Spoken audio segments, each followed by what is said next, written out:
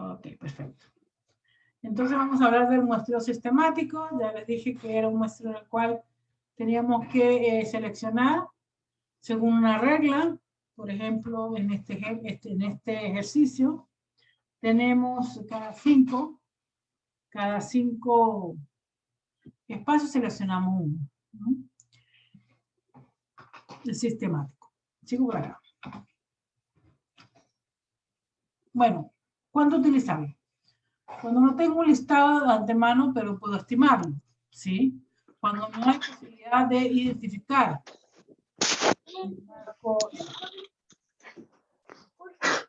el marco muestral, ¿sí?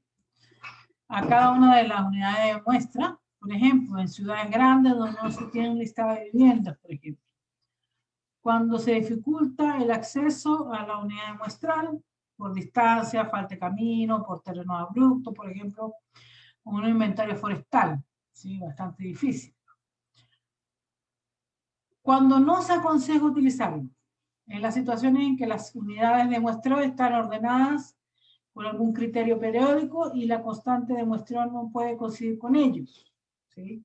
Ejemplo, si queremos conocer la demanda de un centro de salud y elegimos como unidad muestral el día de la semana, puede ocurrir que obtener gramos como constante de muestreo, K, del número 7.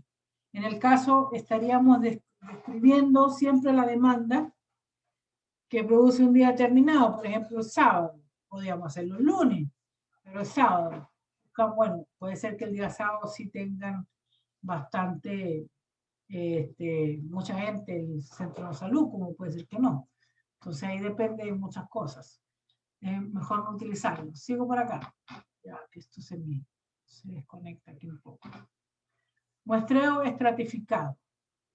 Se supone que el universo pueda desagregarse en subconjuntos menores, ¿sí? Puedo hacerlo más pequeño, diferenciándolos de acuerdo a alguna variable que resulte de interés para la persona que está investigando. Como pueden ver aquí que tenemos una población más o menos grande, pues vamos a sacar un porcentaje de X, un porcentaje de Y, un porcentaje de Z y otro de W, o de W, ¿sí? Los estratos es homogéneo al interior y heterogéneo entre sí. Cada estrato es un universo particular en que las unidades muestrales se seleccionan por azar. Al final, la muestra queda constituida por los mismos porcentajes en cada estrato. Más adelante vamos a ver un ejemplo en donde vamos a poder ver cómo es eso, ¿sí? Esa es una de las características. ¿Cuándo usarlo? Bueno, cuando la variación entre estratos es mayor que la interna de cada estrato, ¿sí? Principalmente en poblaciones donde se supone o se conoce que la distribución de la variable es mayor, de mayor interés diferente entre subpoblaciones fácilmente identificables, ahí lo podemos usar en subestratos. Vamos a ver un ejemplo más adelante.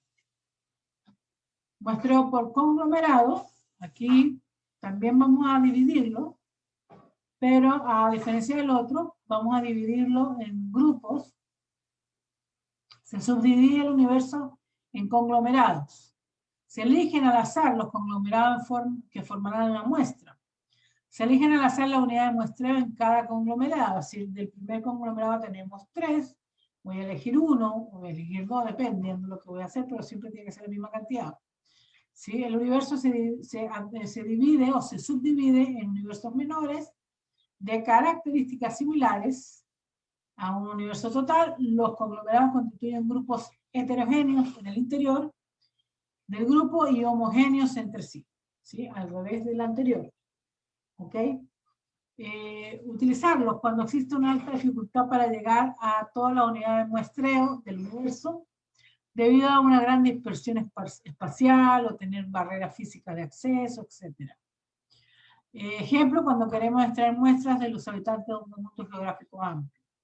¿Sí? Por ejemplo, si queremos, estamos estudiando los grupos sanguíneos en las etnias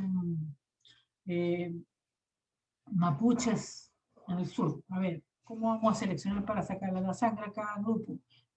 Va a ser en cada etnia. De cada etnia vamos a utilizar cuántos integrantes, 3, 2, dependiendo de la cantidad también que tengan ellos. ¿Sí? Este es un conglomerado en el cual vamos a elegir un subuniverso. ¿Sí? Pero vamos a tener que dentro del grupo son heterogéneos al interior y homogéneos entre sí. Sigo por aquí. Las muestras no probabilísticas, que son las otras, la del otro grupo. Bueno, no todos los elementos del universo siempre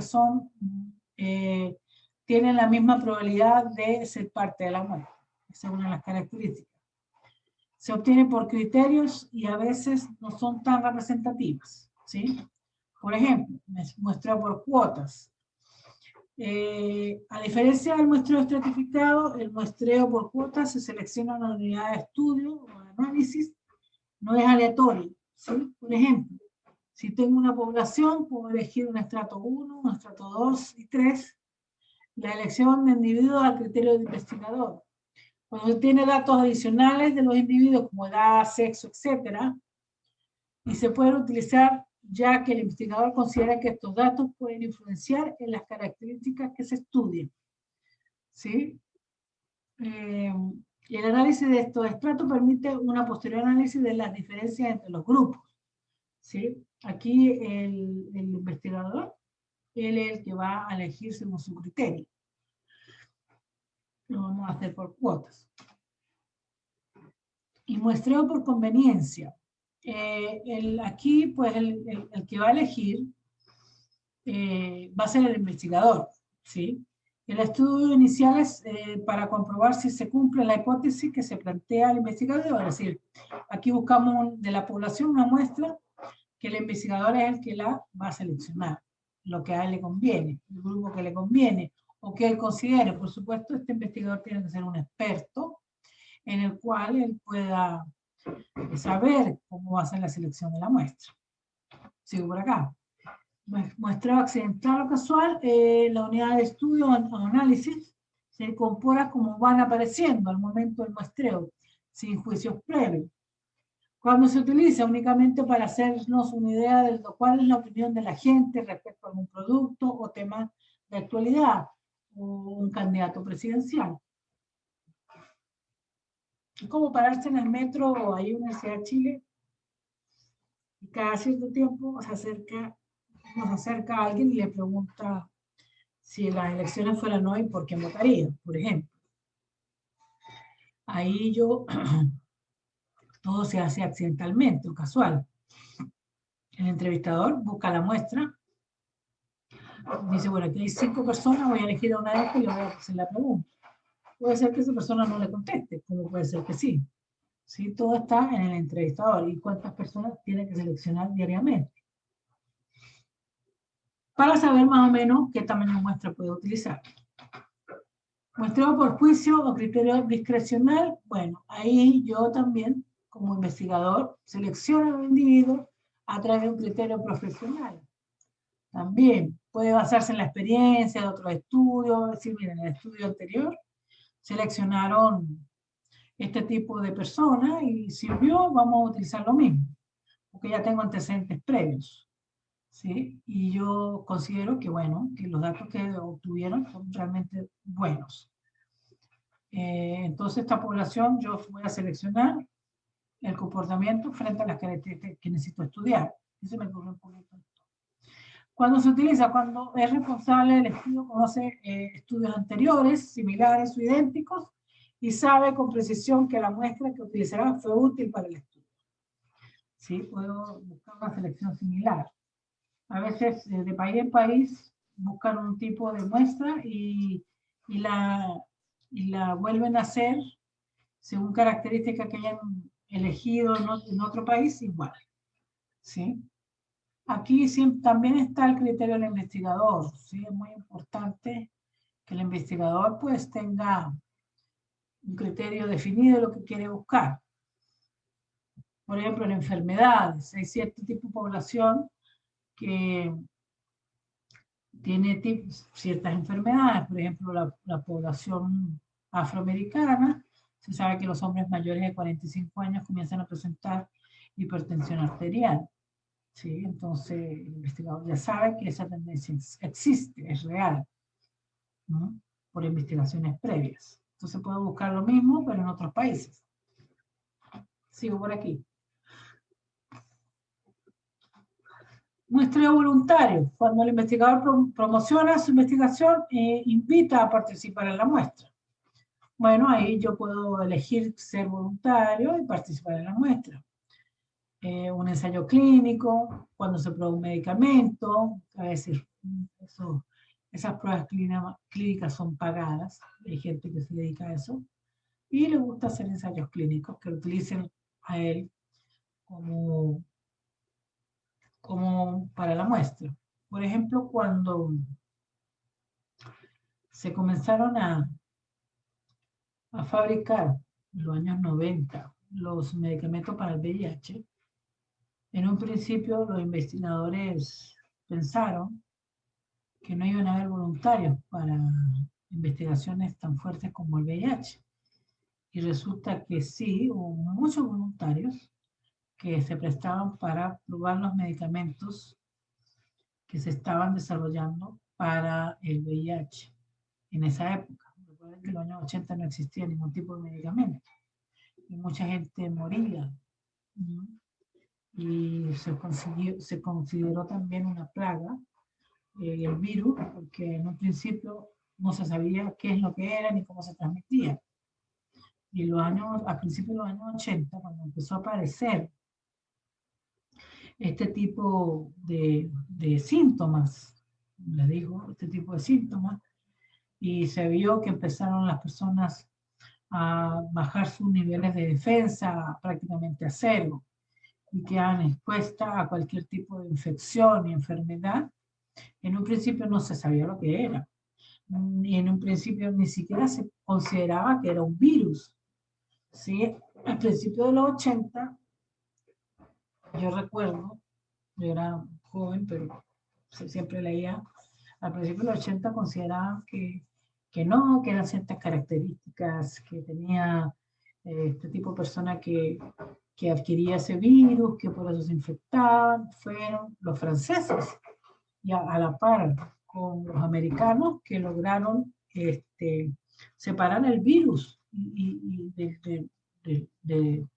sacaban muestras y lograron separar el virus, aislarlo y comprobar que era realmente un virus que producía todo este tipo de síntomas, que hasta hoy en día pues se ha desarrollado una tecnología que en los últimos 30 años ha permitido que la gente que adquiere este tipo de virus sobreviva o lleve una vida más o menos sana, pero en los años 80 nadie que tenía este virus sobrevivía, moría al año, menos del año.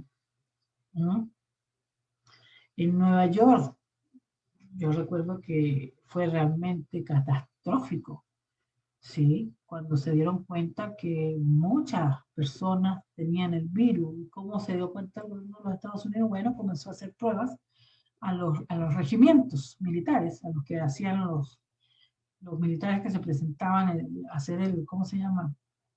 Hacer el servicio militar, comenzaron a hacerle pruebas, a ver si tenían, y se dieron cuenta que estas personas, que eran muchachos normales, que iban a hacer su servicio militar, muchos estaban infectados. Y se dieron cuenta que prácticamente casi fue una plaga. No se dijo pandemia, porque no se podía definir como pandemia, pero hubo un momento que temieron una dispersión del virus fuertemente, ¿no? Después fue que se descubrió que usando cierto tipo de elementos como los condones evitaba la transmisión, pero eso fue mucho tiempo después. Al principio no se tenía idea de lo que estaba pasando y la gente se estaba muriendo, igual que lo que está pasando hoy en día, que al principio no sabían lo que era y después descubrieron que era un virus con transmisión como la gripe, pero en ese tiempo era diferente. Pero al principio, en el gobierno de Ronald Reagan, estoy hablando, como esto afectaba a un grupo de personas que pertenecían a una comunidad diferente, como era homosexual, pues el gobierno de Ronald Reagan no hizo nada. y por eso el virus se explotó realmente su dispersión por todos lados y empezaron a haber muchos contagios porque no hicieron absolutamente nada. Después fue que se empezó a investigar y empezaron a generar dinero, la gente se empezó a unir para obtener recursos para la investigación sobre el VIH, porque se vio que si no se detenía íbamos todos, no se sabía ni siquiera el tipo de transmisión. ¿No? Entonces ahí empezaron a haber muchos voluntarios. Pensaron los investigadores que no iba a surgir esto, pero sí hubo muchos voluntarios, porque había mucha gente infectada en esa época. Ya hoy en día es diferente.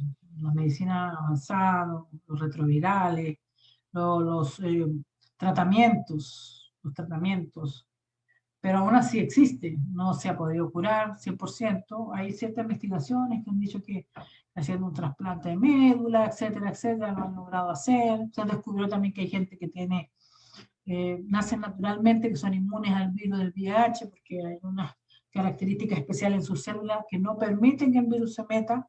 Eso se descubrió mucho tiempo después. Pero ha sido una batalla fuerte, una batalla muy fuerte. Y el cual hubo un momento que se pensó que se iba a perder, porque no se sabía nada.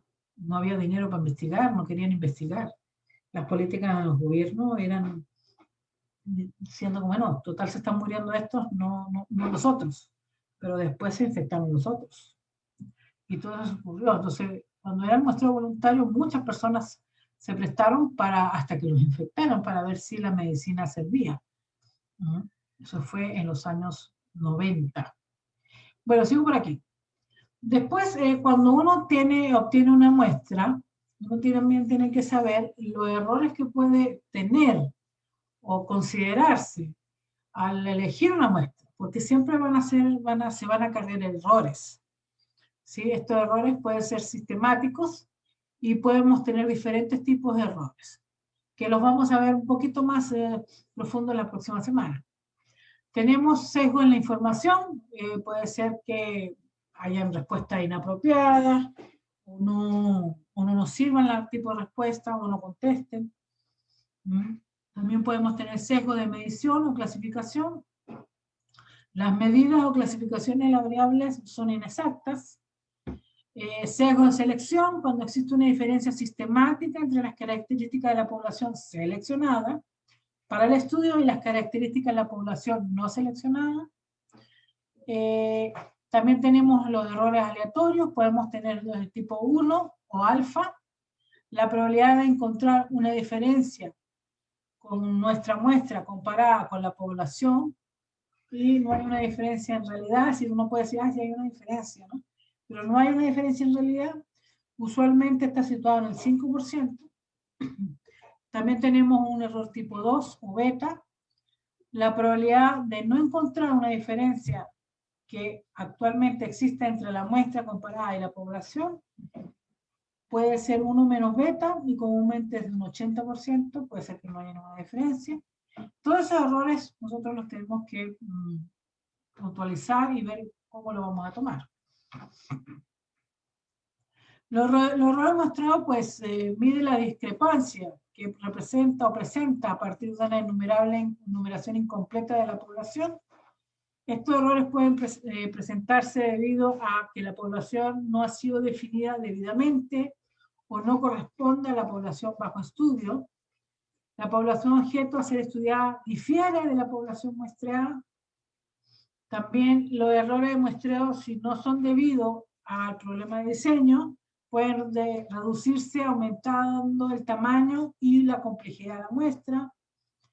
Los ejemplos de población objeto se difieren de la población de muestreo, pues puede ser que en análisis de cobertura de la vacunación de niños en Tucumán, que es en Argentina, tomada una muestra de los que ocurren en los centros asistenciales oficiales, puede ser que haya un error ahí. Puede ser que no vayan a vacunar a los niños ahí, se vacunan en otro lado. Puede ser que la población de los niños no sea tan grande, o puede ser que haya una población de niños de diferentes edades, depende. Hay diferentes errores que pueden acarrear este tipo de estudios. ¿Ok? Sigo por aquí. Entonces, sistematizando los elementos a considerar en el proceso muestreo, tenemos 6 elementos importantes. Número 1. Definir la población, el tamaño y los elementos que componen a la población. Determinar la unidad de observación, la unidad muestral y sus características. Número 3. Determinar la información necesaria para la selección de la muestra. Número 4. Definir el tamaño de la muestra, que es lo importante.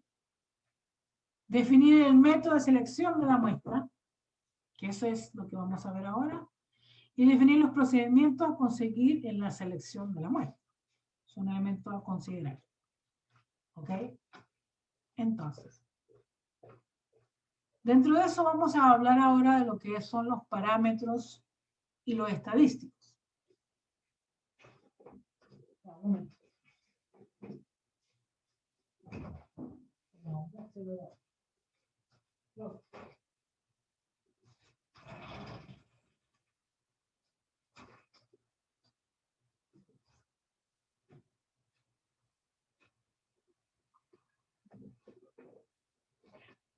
En la teoría de muestreo estudia la relación entre una población y las muestras tomadas de ellas, ¿sí? Es decir, se utiliza para estimar magnitudes conocidas de una población, tales como valores promedio de dispersión, llamado a veces parámetro de la población o simplemente parámetro. Cuando hablamos de los valores promedio, la media, la varianza de la población, lo vamos a decir parámetros. A partir del conocimiento de esas magnitudes sobre muestras que se llaman estadísticos de la muestra o simplemente estadísticos. Por ejemplo, parámetro y estadístico, nuevamente, para recordarlo siempre. Los parámetros es una cantidad numérica calculada sobre una población y resume los valores que se tomen de algún atributo, ¿sí? Intenta resumir toda la información que hay de la población en unos pocos números, parámetros. Por ejemplo, la altura media de los sujetos.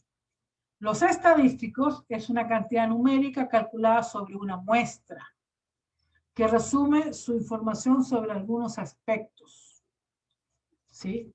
Si un estadístico se usa para aproximar un parámetro, también se le puede llamar estimador, ¿sí? Recuerden este nombre, ¿no? Ahora lo vamos a ver más adelante. Si un estadístico se usa para aproximar un parámetro, también se le suele decir... Ya, bueno.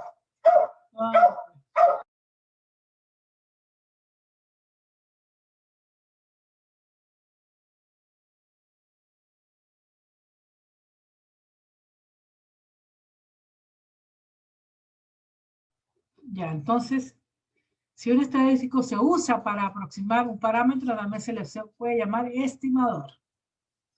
Normalmente nos interesa conocer un parámetro, pero por la dificultad que conlleva estudiar toda la población, calculamos un estimador sobre una muestra y confiamos que sea próximo. ¿Sí? Acuérdense que ahora se pueden llamar estimadores. Entonces, vuelvo a repetir. Aquí voy a tener la población en la cual le voy a extraer mi muestra. Esto es lo que hacemos en la estadística inferencial. En el proceso mediante el cual se utiliza la información de una muestra para extraer conclusiones sobre una población. Entonces ahora vamos a hablar de la estimación de parámetros, ¿sí? Y después vamos a hablar, en la unidad número 2, de las pruebas de hipótesis.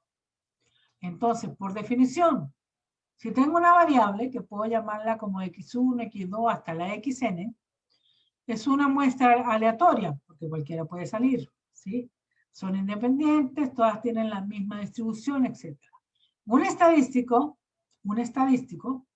es cualquier función de las observaciones de una muestra aleatoria, que puedo llamarlo estadísticos. Entonces, un estimador es un estadístico que se utiliza para estimar un parámetro conocido en la población. Por ejemplo, aquí tenemos el mu de la población, de la muestra, vamos a estimarlo para una población, ¿sí? Una estimación es un valor concreto del estimador para una muestra en particular. Claro, entonces estos estadísticos que son funciones de observación de la muestra, lo vamos a utilizar para estimar los parámetros conocidos de la población. Por eso se llaman estimadores, ¿sí? A veces les siguen diciendo estadísticos, pero otros libros le dicen estimadores. Sigo por aquí. Entonces, el objetivo de la estimación de parámetros es proveer de métodos que permitan determinar con cierta precisión el valor de los parámetros de un modelo a partir de una muestra extraída de la población. Entonces, sigo por acá. En la población tenemos la media de la población, que le podemos llamar mu, la varianza de la población, que le podemos llamar ρ al cuadrado. Su equivalente es una muestra, que sería la media muestral, o la varianza muestral, que se define con S. Cuando queremos hablar de cualquier valor o cualquier unidad de medida, le vamos a llamar este valor de, este sigma, perdón, ρ, y lo otro va a ser un ρ con un gorrito arriba. Cuando definamos la otra semana los estimadores, vamos a utilizar este tipo de nomenclatura, para que lo sepan. Entonces, por ejemplo, un ingeniero de estructura está analizando la resistencia a la tensión de un componente utilizado en el chasis de un coche o de un automóvil. Debido a que la variabilidad de la resistencia a la tensión está presente en cada componente, debido a los distintos lotes de materias primas, el proceso de manufactura, etc., el ingeniero está interesado en estimar la resistencia media de los componentes. ¿Qué debo hacer? Yo no le voy a sacar el análisis a todo. Pero en práctica, el ingeniero tomará una muestra para calcular un número que sea, de algún modo, una buena aproximación del verdadero valor de la media, ¿sí? Entonces yo elijo una muestra, no todos los componentes. Más adelante veremos si es posible establecer la precisión de esta estimación. Sí, eso lo vamos a ver la otra semana y la otra que sí. ¿Ok? Aquí tenemos la bibliografía, de donde pueden sacar. Y también les quería hablar de un libro que para los que quieran profundizar más, ¿sí? Profundizar más sobre muestras, descartar, sobre muestras, tenemos el siguiente libro. ¿Dónde está? Lo tengo por aquí ya. Aquí está este libro, que lo voy a dejar puesto ahí en la plataforma, que se llama ¿Cómo elegir una muestra? ¿Sí? Estas son técnicas para seleccionar una muestra representativa. En cualquier tipo de estudio, sea científico, cuantitativo o cualitativo, mire, era un médico bioestadístico. Este señor José Supo es un médico bioestadístico, se dedica a esto. Y él aquí les da una buena referencia cómo son los conceptos preliminares de muestreo: población, unidades de muestreo, técnica, muestreo probabilístico, aleatorio sistemático, estratificado, conglomerado, el no probabilístico por cuotas, bola de nieve, según el criterio, con conveniencia, etc. Aquí está, es bastante amigable el texto, para que lo tengan. Posiblemente quizá aquí habla del VIH. Para más adelante, si necesitan hacer una técnica muestreo sobre un estudio, aquí está muy bien definido cómo se le selecciona, no tanto mostrar las ecuaciones, sino que los criterios que hay que tener para elegir una buena muestra representativa, ¿sí? Él habla mucho de cosas médicas porque él es médico, bioestadístico, entonces habla mucho cosas de medicina, pero es interesante porque nos permite, y cuando ustedes hagan su trabajo de tesis de grado, seguramente algo van a tener que elegir una muestra y esto les va a permitir saber seleccionarlo.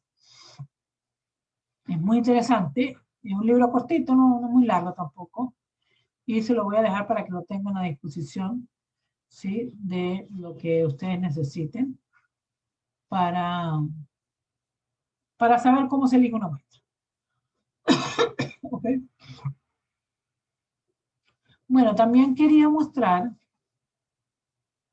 vamos a seguir de largo para no ver aquí, problemas, ver eso, ¿no es cierto? Problemas del tamaño de la muestra. ¿Cómo se hacen cierto tipo de problemas? No, yo tengo otra diapositiva. Ya va. ¿Dónde está? Está por acá. Esta otra diapositiva. Un momentito, vamos a poner esta otra diapositiva.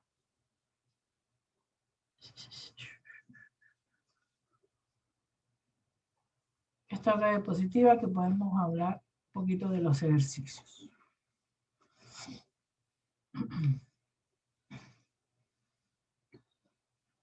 Bueno, aquí esta diapositiva, bueno, esto del 30 de marzo, también es de este año.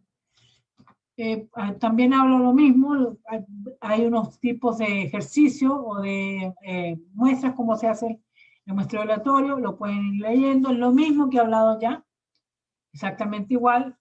Lo que me interesa aquí mostrar más que nada es los ejercicios que hay. Aquí también hablan del aleatorio simple, está sujeto a un nombre asignado por el investigador, luego se saca un promedio, etc. Eso lo pueden leer, es complementario a lo que hemos hablado. Tenemos las ventajas y desventajas. Muestreo por juicio o no probabilístico, también hablan de muchas cosas, esto para que estudien. Muestreos múltiplos subdivididos en la población, habla de un ejemplo de unos profesores de primaria, que yo selecciono cierto tipo de escuelas para poder trabajar o seleccionar mi muestra. Muestreos independientes y muestras relacionadas, esto lo pueden ir leyendo, no, es lo mismo que he hablado ya, no lo voy a repetir. El muestreo aleatorio sistemático, aquí por ejemplo tenemos un grupo de 60 y también estamos eligiendo cada 5 personas, el 7 cada 5 personas, el 12, el 17 y elegimos ahí a 12.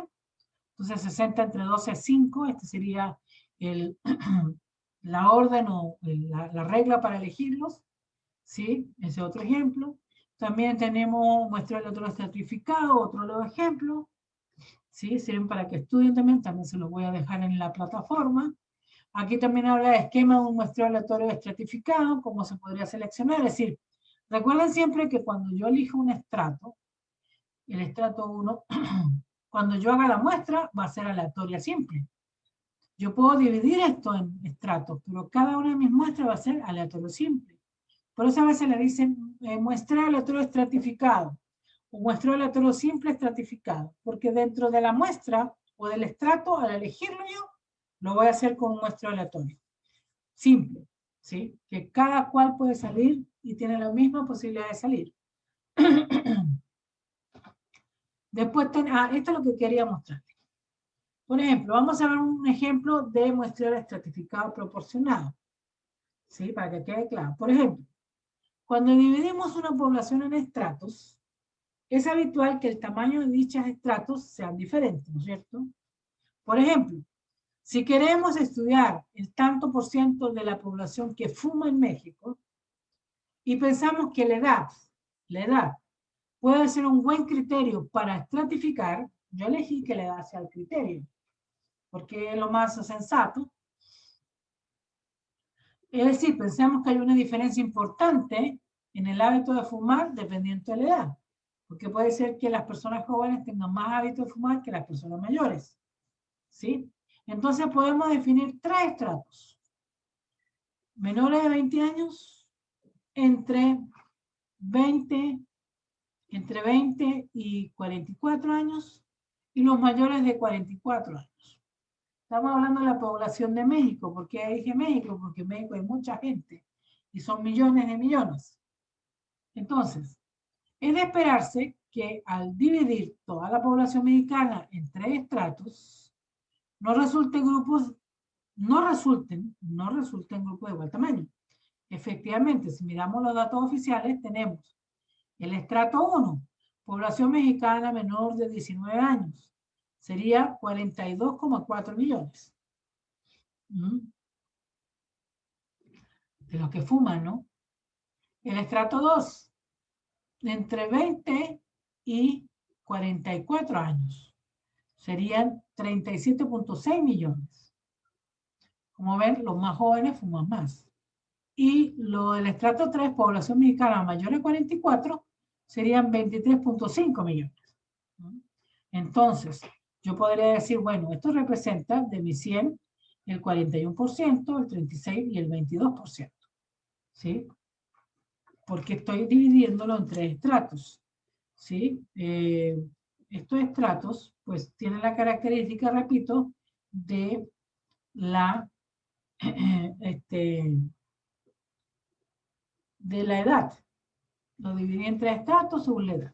Sigo por aquí. Entonces, si usamos un muestreo estratificado proporcionado, eso es lo que quiero diferenciar, proporcionado, ¿sí? Proporcionado, la muestra deberá tener estratos que guarden la misma proporción observada en la población. Si en este ejemplo queremos crear una muestra de 1000 individuos, yo quiero sacar una muestra de 1000 individuos, entonces yo voy a buscar en cada estrato que tenga un tamaño proporcionado a la que conseguí en la muestra en la población global. Por ejemplo, los jóvenes eran 42.4 y aquí para mí en eso era el 41%. Lo de edad de 20 a 44 eran 37 millones que representan el 36.3%. Y los mayores a 44 años serían 23.5 millones y representarían el 22%. Entonces yo debo usar, bueno, si quiero 1000 personas en mi muestra, debo usar 410 en el primer estrato, 363 en el segundo estrato y 227 en el tercer estrato. Si yo sumo todo esto me va a dar 1000. Entonces, proporcional a lo que conseguí en la muestra de la población entera. Es proporcional. Diferente es si yo hago una muestra estratificado uniforme. ¿Sí?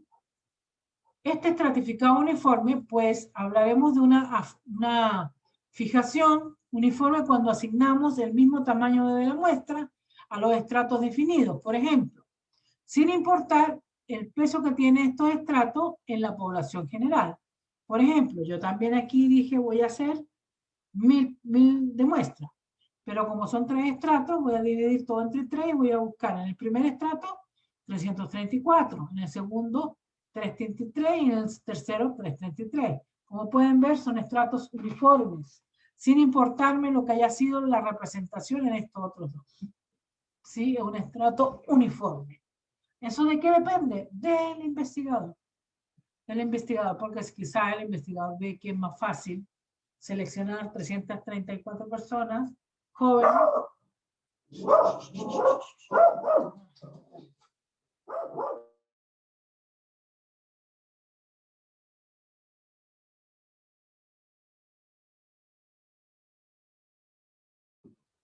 Entonces es más fácil conseguir así estratos así que sean uniformes. Diferente es acá, si el estrato que utilizo es proporcional, ¿sí? Es diferente. Pero también a veces ciertos estudios prefieren que sea uniforme para ver qué proporción da, aunque sea un grupo representativo del 41% de toda la población, a ver qué porcentaje de fumadores, cosas así, lo que necesito estudiar. Sigo por aquí. Muestreo por conglomerados también. Este muestreo es común en los muestreos por conglomerados. Se entiende como conglomerados de elementos de una población a cualquier subconjunto de la misma que se defina como tal. Es decir, como un conglomerado. Todos estamos igual. La definición conglomerado, así como su tamaño, se definen y dependen del objetivo de estudio. También aquí tiene que ver el investigador. Pueden o no tener el mismo tamaño, también los conglomerados pueden ser diferentes, igual que el anterior, pueden ser unos más grandes, otros más pequeños, dependiendo de cómo sean las características de cada conglomerado. Recuerden que los conglomerados, ellos deben ser como grupo igual, es decir, este grupo parecido a este, pero interiormente distinto. ¿Ok? Por ejemplo, aquí me dicen, supongamos que deseamos determinar el punto de vista de los industriales de toda la República de Chile con respecto a la reforma fiscal del 2018. La selección de una muestra aleatoria de los industriales de toda la República de Chile y el estrato personal con cada uno sería muy oneroso. Claro, si yo me pongo a buscar a cada uno de los industriales de todo Chile, se podrán imaginar que tendría que tener primero mucho tiempo y dinero para viajar para todas partes. Entonces, en lugar de eso, yo voy a dividir en regiones, ¿sí? O intendencias. ¿Qué hago entonces? Bueno, suponemos que dividimos toda la República de Chile en 12 unidades primarias. Y luego de esas 12 unidades, escojo solo 4. De esta forma, los esfuerzos se concentrarán solamente en esas 4 conglomerados. Entonces, los esfuerzos al concentrarse tanto en dinero y tiempo, va a ser solamente en esos 4 conglomerados que voy a elegir al azar. Recuerden que todo esto por el muestreo aleatorio simple. Todo al azar, para que sea más verdadero. Ok, entonces, del tamaño de la muestra, volvemos a hablar de lo que es representativo y debemos tomar en consideración el tamaño del universo, la tasa de error esperado, la homogeneidad y heterogeneidad del fenómeno, la precisión o margen de error, exactitud o nivel de confianza, número de estratos, etapa de muestreo, conglomeración de unidades, estado de marco muestral y efectividad de la muestra, técnica de corrección de datos y recursos disponibles, que es lo más importante. A veces hay que ver los recursos que tenemos para poder empezar a trabajar. Más adelante aquí vamos a tener las fórmulas, que ya las vimos en una parte. La fórmula genérica, pues tenemos aquí cuando tenemos el tamaño del universo, queremos el tamaño de la muestra, la probabilidad de ocurrencia, que es P, y la probabilidad de no ocurrencia, que es P menos 1, el margen de error y el nivel de confianza expresado en Z. Determina el área de probabilidad. Entonces, esta es una de las ecuaciones que lo podemos decir como acá, ¿ves? Aquí tenemos el tamaño de la muestra. Me dice, buscar el tamaño de la muestra universo o una población de 3 millones. ¿Sí? Porque la conozco, son 3 millones, bueno, aquí puedo empezar y decir, cuando no sé la probabilidad de ocurrencia, que no me la dicen o no me la dan, yo tengo que tomarla como 50 y 50. 50 de que sí ocurra y 50 de que no ocurra. Es lo más efectivo. A veces me dicen que sí ocurre tanto, pero a veces no lo dicen. Entonces ahí lo vamos a tomar 50 y 50. Tenemos el universo, la ocurrencia 50 y 50, y me dicen que el margen de error va a estar un 5 más menos 5% de margen de error, que se expresa como probabilidad, sería 0,05%, y el nivel de confianza un 95%. El nivel de confianza se saca, voy a mostrar aquí en esta tabla, que sería un 95%, sería 1.96, ¿sí? Que más adelante le voy a mostrar en qué gráfica es la que se usa esto. Los libros de estadística todos tienen la gráfica de Z. Pero para este tipo de problema, cuando es un 95%, que es lo más común, el nivel de confianza, pues un Z de 1.96. Entonces aquí usamos 1.96, como pueden ver aquí. 1.96, ¿sí? Porque el nivel de confianza es 95%. Y eso es igual a 1.96. Desarrollando la ecuación, que la podemos ver aquí arriba, pues tenemos aquí la población, la P y la Q, y el error y el nivel de confianza. En el cual me dicen que la muestra tiene que ser de 384,1. Redondeando, pues la muestra finalmente será de 384 elementos. ¿Sí? 384 elementos. Es muy interesante, pues, recordar que aquí sabemos que son 3 millones, pero de 3 millones vamos a pasar a solo 384. Por supuesto, ahí vamos a tener más tiempo. Menos tiempo, lo podemos hacer en menos tiempo, quiero decir, y menos cantidad de dinero, que una muestra o una población de 3 millones.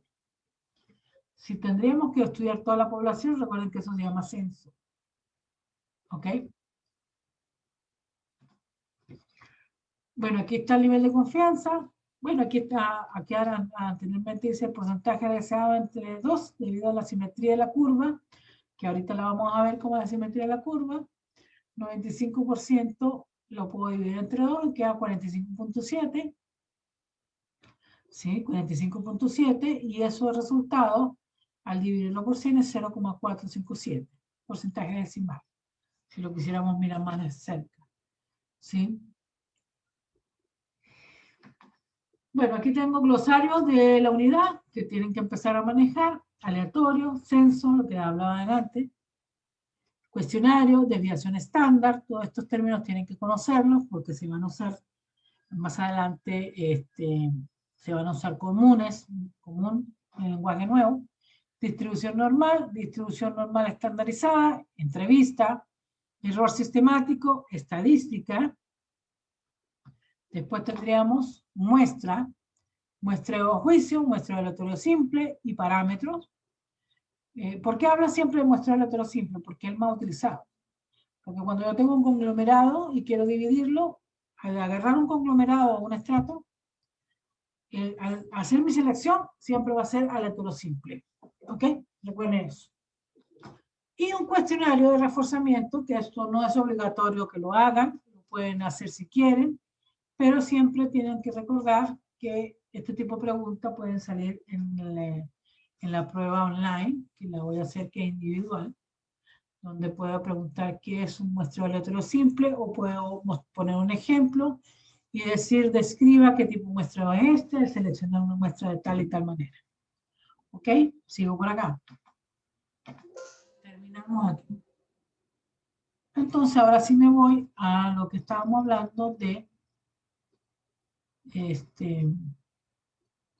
a lo que estábamos hablando anteriormente, unos problemas que tengo aquí. Todo esto se lo voy a subir a la plataforma. Ningún problema. Entonces, aquí, por ejemplo, para estimar la proporción de la población. Cuando son poblaciones infinitas, en el cual yo no sé cuál es la cantidad de la población, se desea estimar la proporción de estudiantes de la unidad de estudio con un nivel de aprendizaje de excelencia. Para ello se definen los siguientes criterios. Nivel de confianza 95%, proporción de estudiantes de 0,1 a 0,15, con referencia, el error máximo tolerable es 5%. Bueno, cuando la población es infinita o no conozco la población, pues aquí tengo, primero que nada, el nivel de confianza de 95, voy a marcar aquí con el resaltador, 95%, no quiere marcar,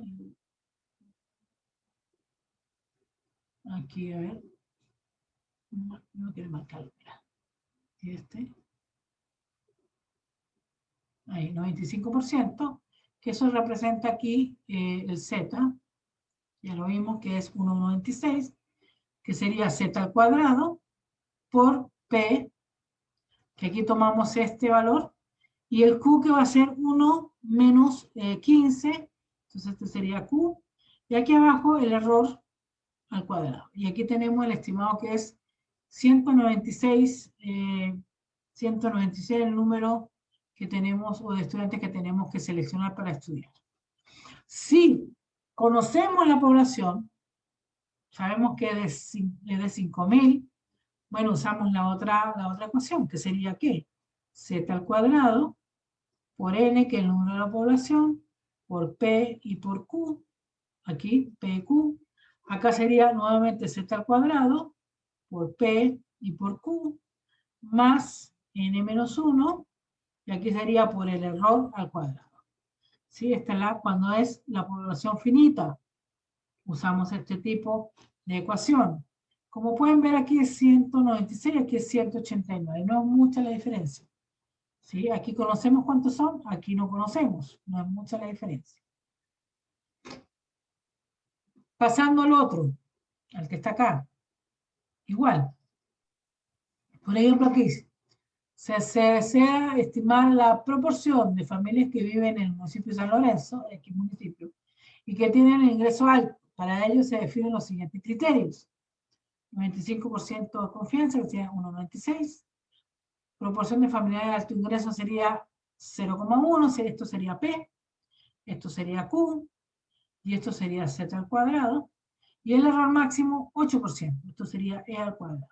Si se dan cuenta, esto es 54. Ajá, si tomamos en cuenta los datos y sabemos que la población es de 50.000, ¿sí?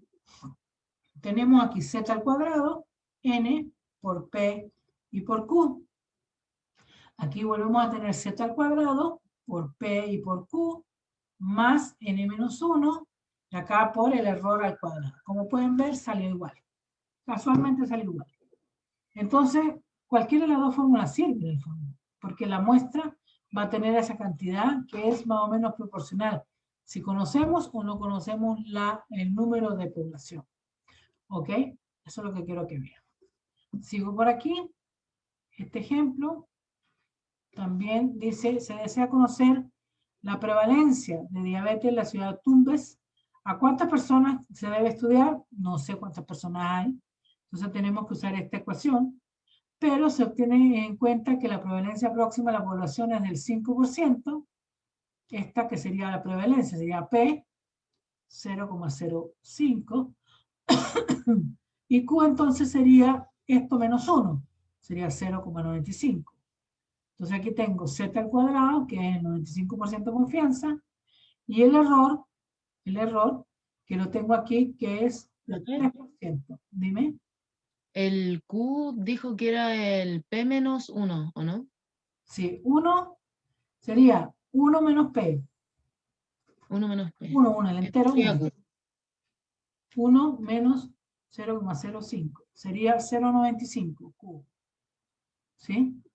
1 menos P. Sería el Q. ¿Sí? El porcentaje que no ocurre. Y el otro aquí sería el nivel de confianza, que sería el 0,03 al cuadrado, que representaría el 0,09. Y aquí daría que tendríamos que estudiar a 203 personas. ¿Ok? 203 personas. Aquí no sabemos cuánta gente en esa ciudad hay que tiene diabetes, pero sabemos que si tomamos una muestra de 203 personas, vamos a tener una muestra significativa y representativa. ¿Ok? Bueno. Le voy a mostrar aquí. Aquí tengo, por ejemplo, a ver, déjame ver. No, aquí no lo tengo. No está aquí. Quería mostrarle la gráfica de Z, pero ahora tengo que borrar esto porque si no me queda manchado en un momento. Borrar todo esto. Yo creo que aquí tenía, ya, lo de Z. Bueno, ¿alguna pregunta? En el examen o en la prueba voy a preguntar esto mismo, estas proporciones, ejercicio sencillo, y va a haber un resultado en el cual ustedes tienen que poner qué resultado les da. Eso es todo lo que yo voy a preguntar. Por supuesto, también voy a preguntar teoría de que es una selección aleatoria simple, un muestreo aleatorio simple. Voy a poner un ejemplo. Si yo tengo una bolsa y tengo, no sé, 6 pelotitas verdes y 4 pelotitas rojas y meto la mano, ¿qué probabilidad hay de sacar? ¿Qué muestreo sería? Si vuelvo a meter la pelotica o si no la vuelvo a meter, ¿qué tipo de muestreo sería? ¿Sería infinita o sería una población finita? Todas esas preguntas se las voy a hacer. Yo hago aproximadamente a veces o son 14 preguntas o 7, pero hago un banco de preguntas de 30, entonces todo le va a salir al azar. No a todos les sale el mismo examen, las preguntas son equilibradas y todo es al azar. ¿Ok? Bueno, jóvenes, yo creo que ya terminamos por hoy. Toda esta información voy a parar ya la